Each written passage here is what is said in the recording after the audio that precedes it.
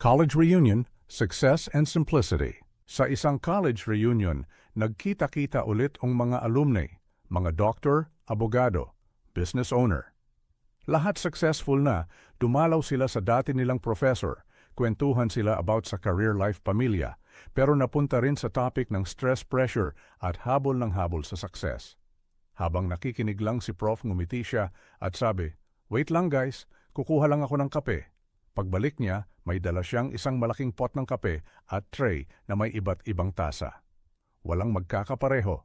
May mamahalin, may simpleng ceramic, may basag-basag na mug, at may parang galing lang sa karinderya habang kumukuha ng tasa ang lahat. Tahimik lang si Prof, tapos nung lahat may hawak ng kape. Sabi niya, napansin niyo lahat, halos kinuha agad yung magaganda at mamahaling tasa.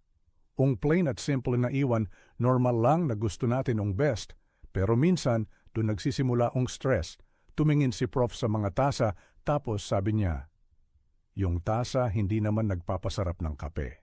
Ang gusto talaga natin, di ba, ang kape? Pero sa tasa pa rin kayo nakafocus." Tumigil siya sandali.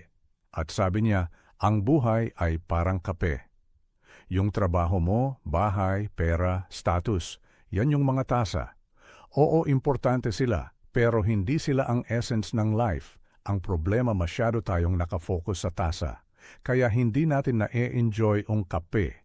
Ngumiti si Prof at sabi niya, "Tandaan nyo, hindi porket kumpleto ka sa lahat.